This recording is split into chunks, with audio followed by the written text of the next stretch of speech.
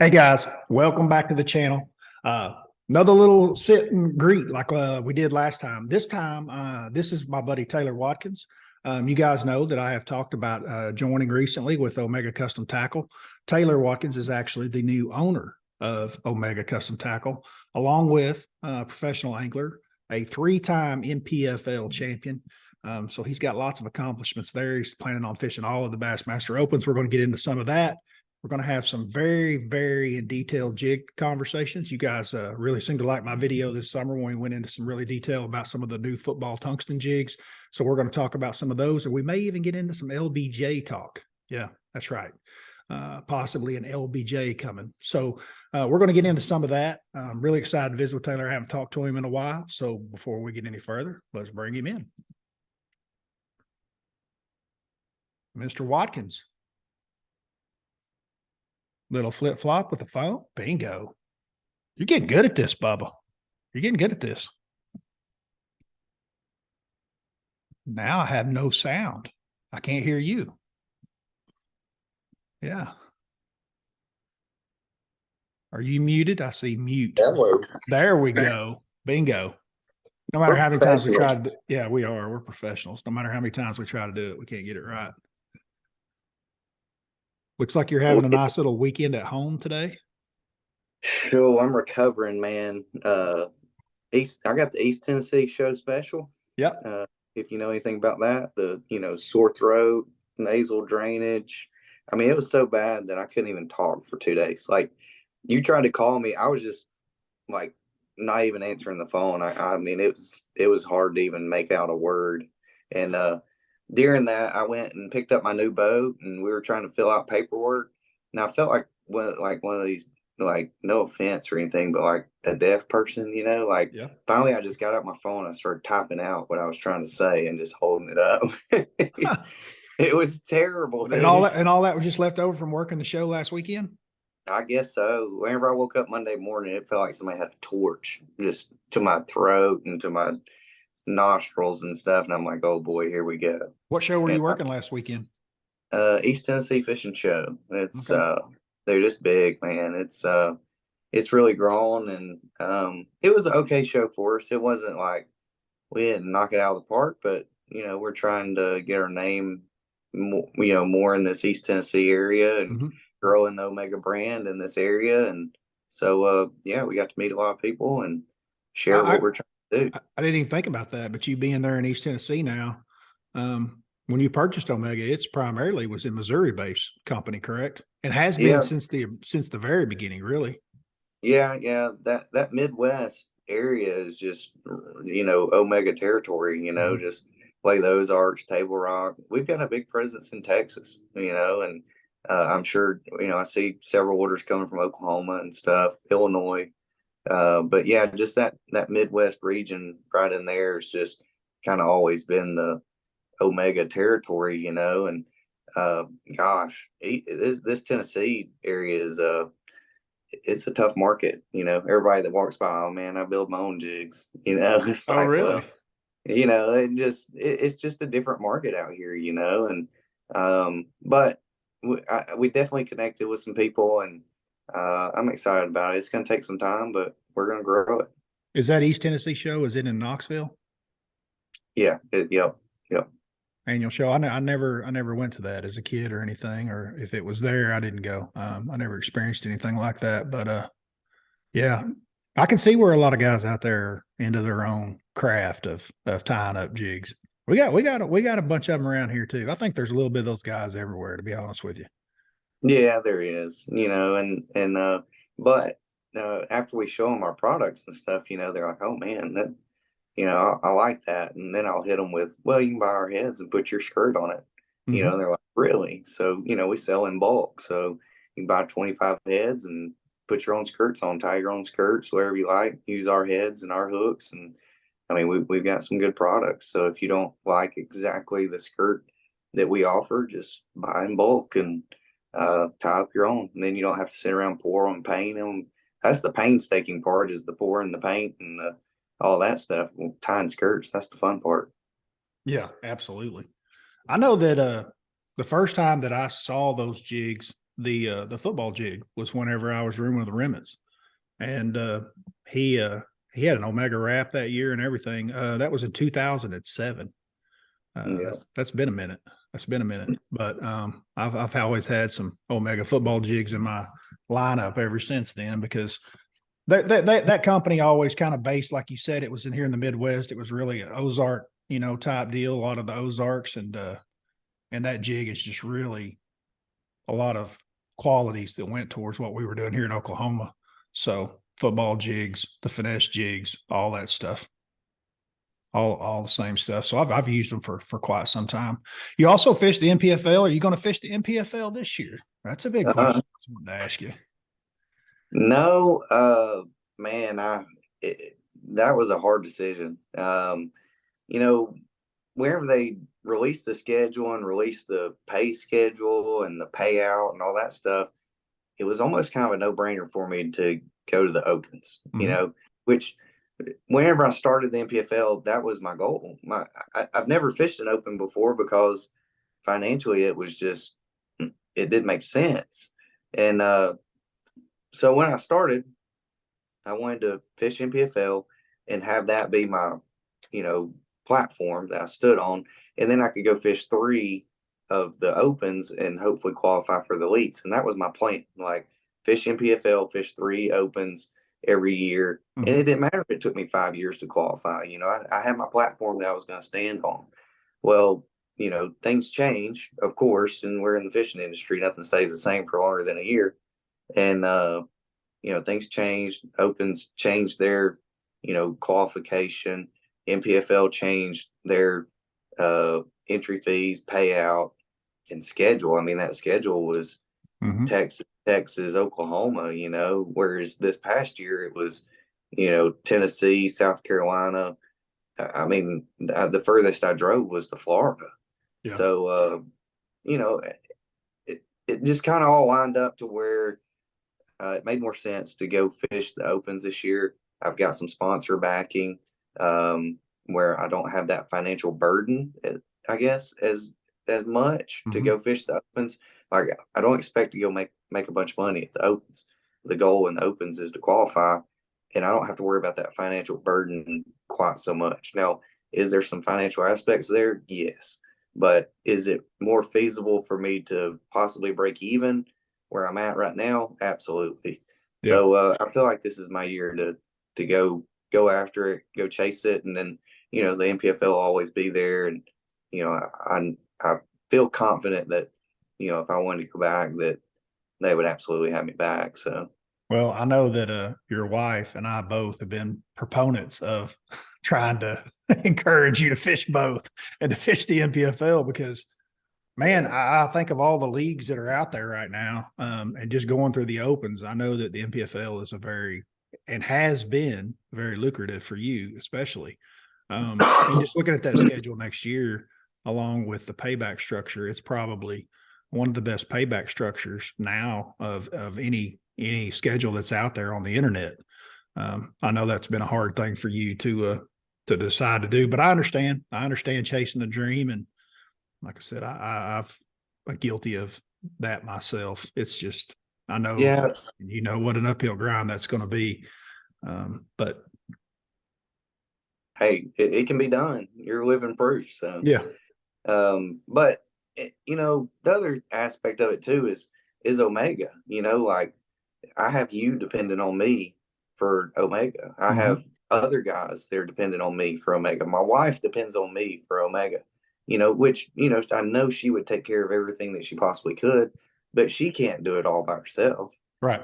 And looking at the schedule and everything, man, it's not spread out. It's leave the 1st of March and don't come home till June, except for maybe 2 or 3 days in between. And it's just tournament. And then we have, like an 8-week break, and then in September and don't come home till the end of November. And it didn't make sense for where Omega is right now. I mean, it's a baby to me, and I've got to nurse this thing and take care of it and make sure that it grows for the future. Now, in the future, if I take care of things that I need to take care of right now, then maybe in the future I can kind of put those other things off to somebody else and delegate somebody else to take care of them. And then I can go fish, hopefully, the elites and the NPFL. Well, let's get into some of the nitty gritty of Omega. Are you a bait tinkerer? Have you always been a bait tinkerer? Um, yes and no. Like, I've never had a great place to really do it.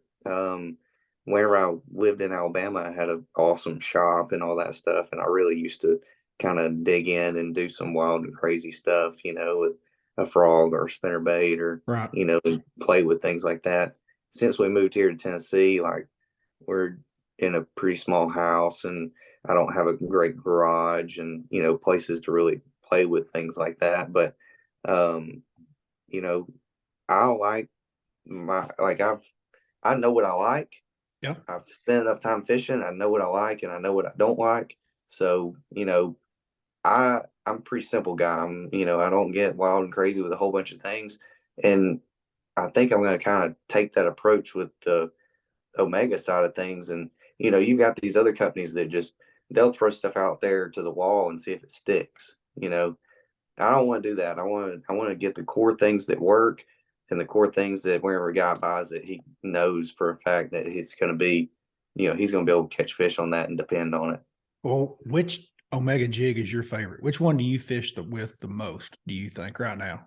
Just right out of the package, which one do you fish with the most?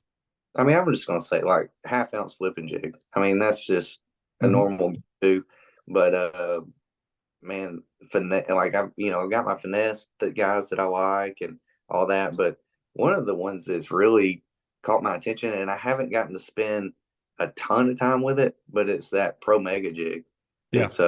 It's a structure jig, so it's got the same hook in it as the football jig does. Which But it's got jig? that. Do you know exactly which hook that is? You know I if don't know that's the numbers on it. I need to look that up. I need to look up the numbers on it and exactly which one it is. But it's it's a like it's a round bend. It's a short round bend hook, isn't it?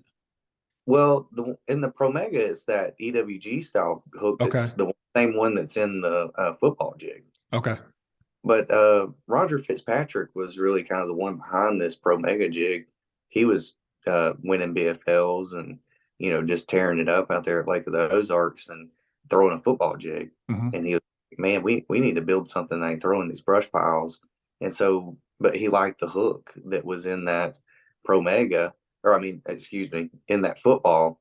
And so he incorporated it into that Pro Mega head. And it's a great, just all around jig. It's a 3/8, 5/8, 7/8, and a 1 ounce. So I mean that lineup there, you're covered from top to bottom, and you put that thing in a brush pile, it does its deal. So he built a really great jig there. The baby finesse, the finesse jig, like the style of jigs, it's got the Elvis collar and stuff that I like to throw. It and your football finesse both have that. I used to think it was called like an old Cossie or something like that style hook, but you call it that EWG style. But I understand what you mean. It's the bottom end of an EWG. Yeah. I don't know what was that other name of that hook that I used to call that, but it's a different bend. I remember the first time that I ever threw it was some of the 7/16 jigs that were out there were coming out directly in that hook. And you're right. I had a lot of success with it. I liked it. I've always liked it. But your flipping hook that you're talking about, your flipping jig that you throw all the time is a round bend. Yeah. Some of the other jigs that I noticed that I'm really excited about was the swim jig that you have. We talked about that, and you were like, "Hey, dude, that one's not the one you want. It's got a really light wire on it." And I was like, "No, dude, that's the one I want. I want the one with the light wire." Open water grass fishing. To me, there's like a couple of different grass jigs. You've got one that, like something you're going to use in Alabama on the water willow. Yeah, you're right. I want that big hook, but there's something that I'm throwing like in Florida that I'm making long casts with, more in presentations like chatterbaits. I like that. I like that lighter wire hook for sure every single time. And that's exactly what that thing's built for, is exactly what you're talking about, is for fluorocarbon line, making really long casts, fishing hydrilla or coontail or something like that, and winding it just like you do a chatterbait. But one thing that's so special about that thing is that arrowhead design. So the design on this swim jig is, of course, it's got a vertical line tie for grass, but the sides of it are flat and the bottom and the nose are flat, and man, it just keels. Like it keels perfectly. Like you put a swim bait tail on that thing, it stays perfectly straight, and then it'll just shimmy back and forth instead of trying to roll. A lot of other swim jigs are a lot rounder, for purpose of coming through grass. But what happens is that jig wants to roll like that. Well, the way this head's designed, it keels just straight. Right. So it's a really great design. It's only offered in a 3/8 right now, but that's definitely one of those things that I'm looking at and wanting to work on. My favorite size to throw is a 1/2 ounce. Yeah, I probably lean towards some of the heavier ones sometimes. Tidal river systems is where I noticed that light wire swim jig. It in Florida. Those are the two places that I've really noticed that it's very, very effective. It seems to be that 3/8 a lot of times on those tidal river systems is kind of like you want it kind of like, because dude, a lot of times you're not fishing very deep. It might be 3 foot deep, but the grass is 2 foot tall and you're just barely ticking the top of it. You know what I mean? And like a 1/2 ounce will bury up. But I do know what you mean by the 1/2 ounce. Sometimes it does get a little bit deeper, but it's always with fluorocarbon. And a lot of times I just adjust the depth of my jig, by the size of line that I'm throwing too. What trailers do you like? What's your favorite trailer on the flipping jig? Um, so I just this year signed with Yamamoto, and they just came out with a new bait called a Yama Crawl. Yeah. And one of my favorite baits, one of my favorite jig trailers was always a Strike King Rage Crawl.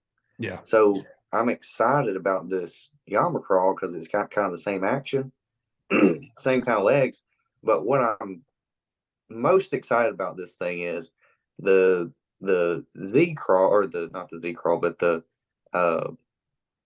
dadgummit, Strike King, the Strike King Rage Crawl. Yeah. There's too many crawls. Rage Crawl is super skinny. The body is just round. It's almost like a Cinco, but this Yama Crawl is thicker and flatter. And what I like to do with it is skip, And I also feel like that wider body, whenever you're putting it in trees or around cover, wherever that jig comes up over that limb, well, what always happens? How do you get hung? It comes up over that limb, rolls over, hook gets hung every time. Well, with that flatter body, that's going to allow that jig to come up and then catch that trailer and stay horizontal like that and fall over that cover. So I haven't gotten to use it a ton because it's been wintertime, and everything, and just hadn't been the time of year around here to use that thing. But I'm really excited about that bait. I got to use my BFE that I designed for Big Bite a lot as a jig trailer. Sometimes I cut the tails, in half to where I have 2 crawls off of it. Sometimes I don't. Sometimes I leave it just straight up, just like the BFE is. Always been a big fan of the Strike King Rage Crawl, dude. I like that Rage chunk. I've always liked it a lot. I like the action of that chunk because, a lot of times I'm throwing either, like I said, either that smaller swim jig or I use that finesse jig so much that that little chunk's just the right size for it. The Rage Crawl sometimes is a little bit too much, but flipping, I even flip that little finesse jig quite a bit too, even big line. This time of year, like right now, 95% of the time I'm just flipping a big salty. You can't beat a salty right now. It's just there's not a lot of action. It's just you put that big chunk on there and you can either thread it on and get it nice and compact like you're talking about for a finesse jig, or you can hook it just straight through the middle and you got that big profile, and that was a lot of behind my design on the BFE. It doesn't have a lot of action either. It's more of that big subtle tail type deal.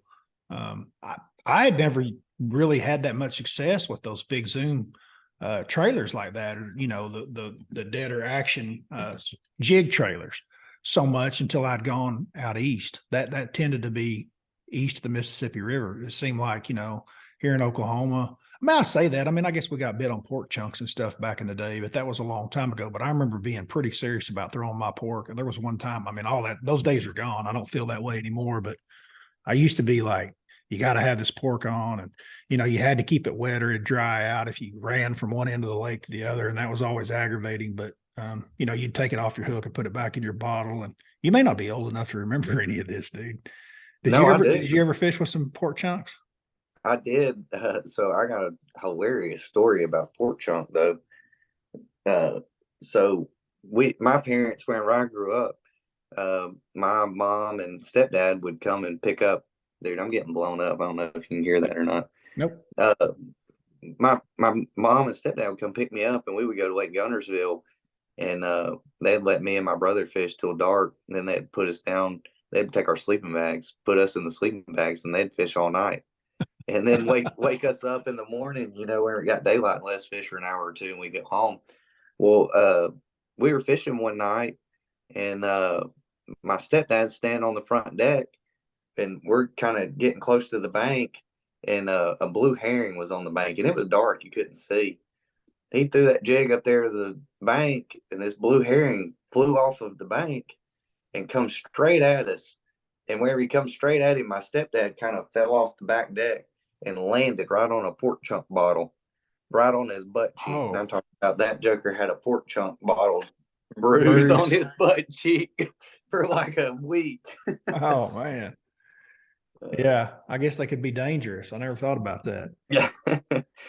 But yeah, I remember fishing with them, dude. You could when you got that thing past the barb, you couldn't hardly get it back off from the dang barb. It was aggravating. Well, I know something that you and I talked about was, I guess we'll share with the people.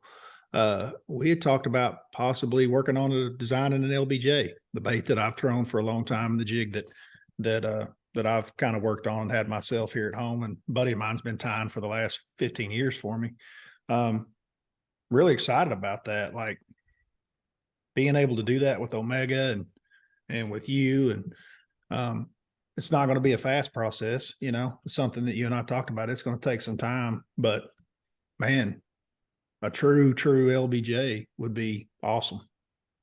Yeah. You know, whenever I reached out and I bought the company in July, and you know, I ran into you at ICAST, which was, I guess, the week after that. And, you know, and I was like, man, I really need to go talk to Hallman, you know, just to pick your brain, really, you know, and just kind of, you know, see what your thoughts were about the company and about what was going on and the industry and everything in general. And then we kind of kept in touch and whatnot. And man, I'm excited that it worked out. And you know, that wasn't on the forefront of my mind was building the LBJ, but it was definitely like one of those things like, man, I sure would like to work with Holland and build a LBJ, you know, but it's just amazing to me how things like that work out, you know, and how it's kind of all coming together. And I'm excited to get started on it. And like you said, it's going to be we're going to take our time. Like you want this thing to be right. I want this thing to be right. We're not just going to rush through something just to, hey, here it is, guys. Right. You know, right. the LBJ, you know, like, no, this thing is going to be tested. It's going to be right. It's going to be the way it's supposed to be. And, you know, we're going to carry, Omega's always been known for quality and having good quality. And we're going to keep that going, you know, and make sure this thing's right. Yeah. It's we got a lot of new ideas for it, you know, going forward, maybe the future of jigs. And I'm really excited about it. We could really improve on this bait and make it a lot better than what we've been throwing for the last 20, 30 years. We got a lot of ideas to get there, and we've discussed some of those, and we're not going to discuss some of those publicly, but spent our whole lives, you know, I spent my whole life throwing jigs and made a lot of money with one of those things in my hand. So really looking forward to this opportunity. That'll be a lot of fun. Hopefully it doesn't take us too awful long, but we'll definitely get her done. What are you most excited about with your upcoming season? What tournaments on your schedule? I guess what's bars in your backyard since you live in Oliver Springs? Yeah, it is, but you know, I hate to say that I'm excited about it. You know, it's like I know what Watts Bar's like in September. It's pretty Yeah. brutal. Yeah. But yeah, I mean, I don't know. We fished in NPFL there this past year. You were actually Hmm. water commentating for that tournament, and Yep. we actually talked a lot throughout that tournament. And you know how it went for me, man. Monday or not Monday, but day one. You actually came to me uh, first thing right off the bat and come and found me, and I just knew I was going to have 20 in the box in the first 15 minutes. And I think wherever you rolled in, I was rolling out, and I was like, buddy, this ain't good. Like they're not acting right. And man, it really took me a little while to settle down and just home weight. Yeah. First time I've ever fished a big tournament on home weight. And but I scrambled around and ended up having a really good finish. I think I finished like 16th or something, 18th. But it took me to day three to really settle in and kind of fill out my Wheaties and be like, all right, dude, just settle down and go do you. So I really think that's a big advantage. I've already been there, done that, Hmm. and I Hmm. understand I kind of need to do go into my home lake in a big tournament like that. Well, So now that event went out of Spring City. The next event goes out of Kingston, doesn't it? yeah, that's right. So you guys are going to be a little more centrally located from takeoff as far as as the lake goes. I noticed that when I was there for the NPFL, a lot of guys, didn't travel that far, which you didn't have to. It's been known as bottom end of that lake, but there's a lot of water to Watts Bar that didn't get exposed for sure Yeah, during the NPFL. and and we talked during practice. You called me during practice, and I had a little thing going. Dude, I just knew looking at the weather conditions and all that, I was like, dude, this thing's gonna fire off, and I'm gonna catch them really good. Mm-hmm. It just never happened. It never materialized. I don't know. I just had to scratch around, and I mean, I had a game plan, and then I had a B and a C plan, and kind of end up working on E and F towards Yeah. the end of the deal. Just settling in and kind of working an area. But I had a couple of things that went wrong during that term, and I made two really good decisions on day two, just back to back really good decisions, and I broke two fish off back to back. Just I ran to a spot that I know, one of those places that you just go make one cast. Made one cast, I broke off a 3-pounder. I'm like, well, that was a great decision, but not a good outcome. Mm-hmm. Pulled out there, went to the next place, and pretty much did the same thing. And man, it's hard to a tough tournament like that to come back from something like that, but it is what it is. You live and you learn, and I'm glad it happened now because now we get to go to the Open, and you know, hey, I know what to do now. Just settle in and do your thing. Well, what else is on the schedule of the Opens that you're excited about? Mm, I really like Lake of the Ozarks. Yeah. Uh, Yeah. I did, my first NPFL win was at Grand, skipping docks with a jig, and I really feel like that's a strong suit for me. And I think that tournament will set up well for me. Yeah. It's got a lot of similarities to Grand. There's a pond in the country that's like it. It would be it. And you could pick docks from that thing's got some docks. That sucker's got more docks than any pond in the country, probably. Uh, And I like that, because I kind of know the ones that I like to zero in on. mm-hmm. And somebody else can pull up and they can be like, gosh, these are all just the same, well, they're not Yeah. all the same. You can pick out, there could be a row of 25 docks, and I can kind of pick out, well, those two right there will have fish on them. Yeah. And I Yeah. think that's a big key to jig fishing and dock fishing is knowing where to put that jig. Yeah. So, Have you been using live scope at all or on dock fishing lately? not on docks, but I've tried it a little Mm-hmm. bit, and Mm-hmm. that's one of the things that I'm really wanting to get a little better at. Yeah. My live scope, I kind of incorporated it to my style of fishing. Like at Kissimmee, Yep. uh, I was fishing that, those pads on the line of those pads, Mm-hmm. I was using live scope, but I was throwing a big worm, Yeah. you know, you don't see a whole lot of guys throwing a big worm using live scope. Yeah. But yeah, that that's was kind of how interesting. I was I know I was watching there last fall whenever you won there. And I found that really interesting that you were using that live scope on the edge of the pads there, and you could see that school of fish. I thought that was really cool because that wasn't a typical Florida. It wasn't like it was a really deep place. You weren't looking at 25 foot of water. They were just right on the edge of the pads on a hard spot. I think that's really cool. That was really cool. You've got 9 opens or 8? 9 opens, right? Three in each division.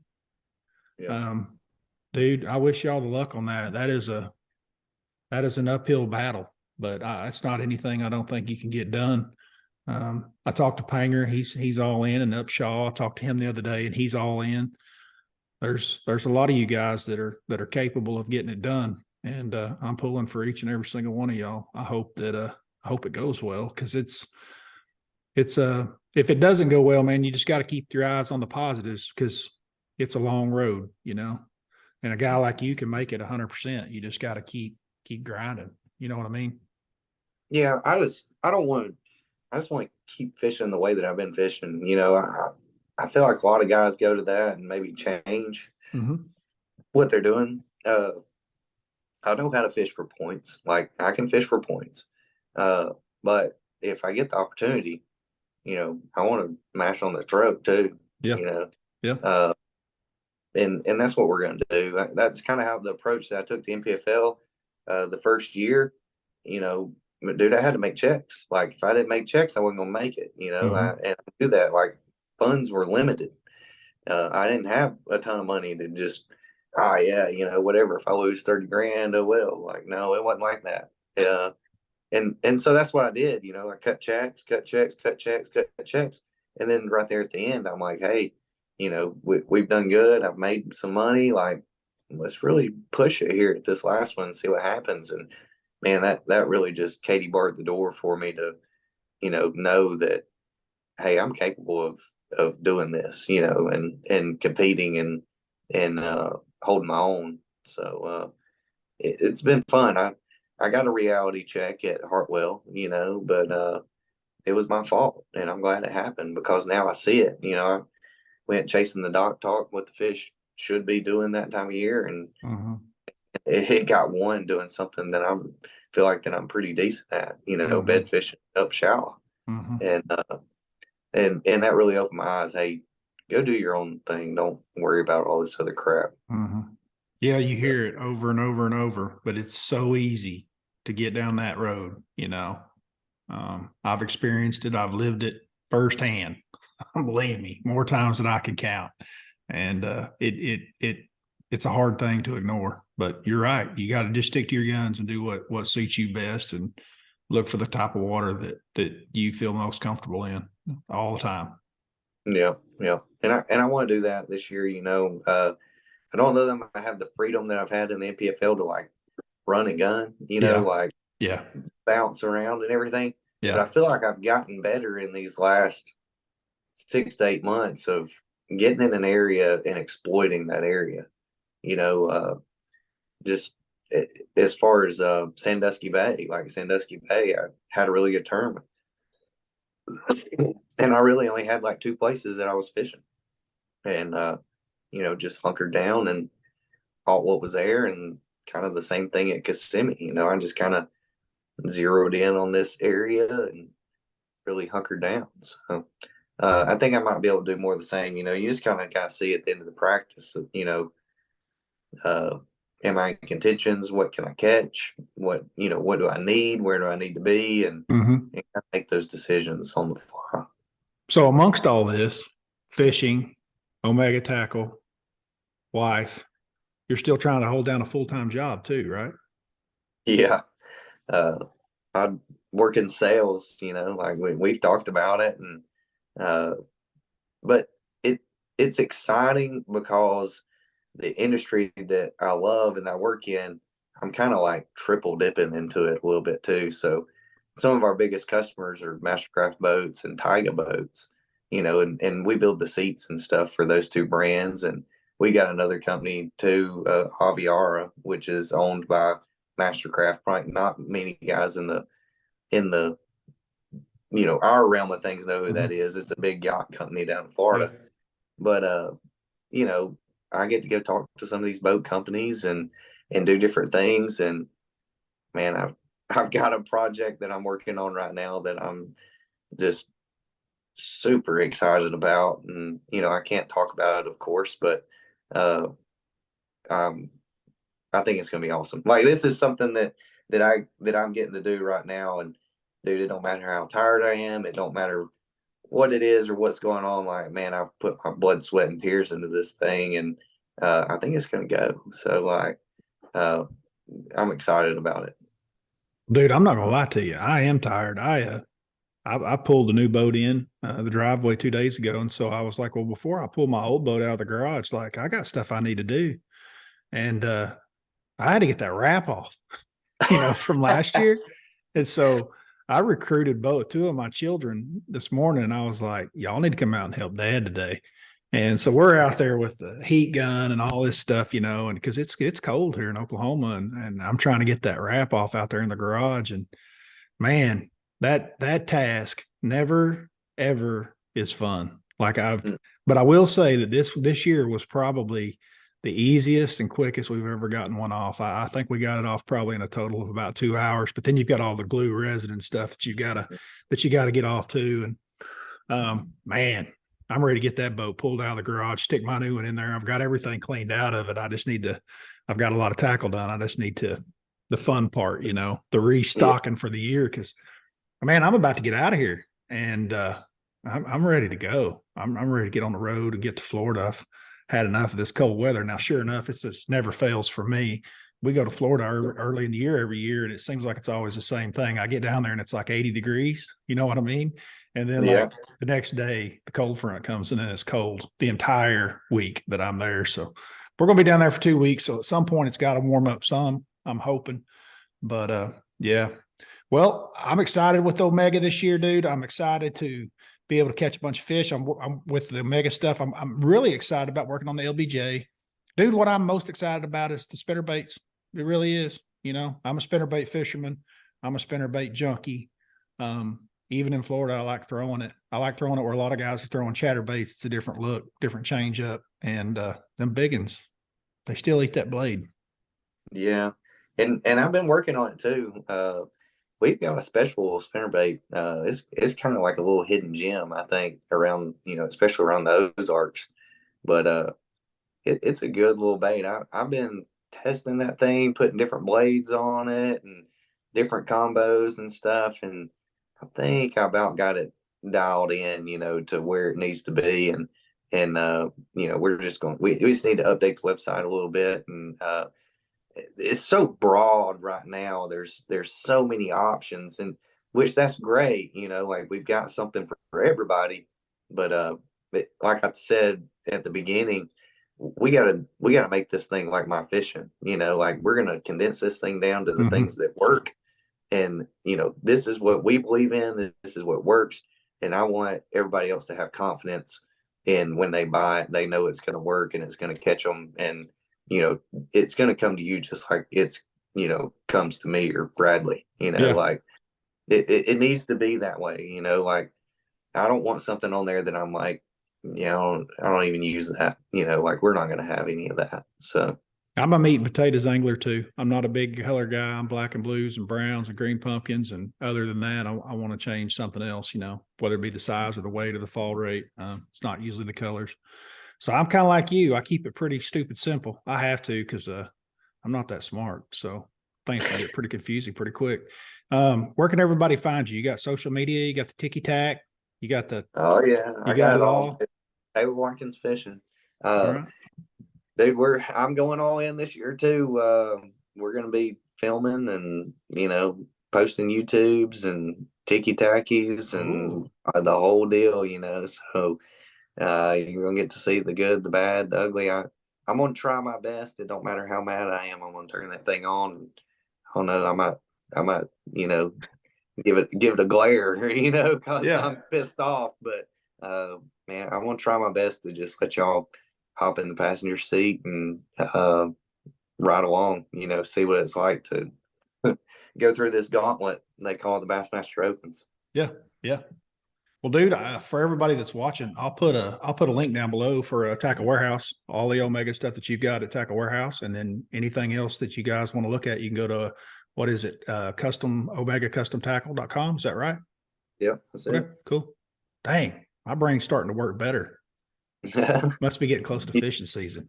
You've been on it a couple of times lately. You've been calling me, hey, what about Hey, this? What about this? hey, I like hey, this. yeah, hey. I like to tinker with jigs, man. That's my game. I do. I like tinkering with jigs. I like tinkering with spinner baits. I like tinkering with all tackle, but I really like tinkering with jigs. Well, dude, I really appreciate you coming on. It's been great. Been great. Guys, until next time, like I said, I'll leave the link below, Tackle Warehouse, and I'll also leave OmegaCustomTackle.com on the link below too. So if you just want to go down below this video and click on it, you can go straight to it. I'll put them both on there for you guys. And until next time, Taylor and I, we're out of here. See you. See ya.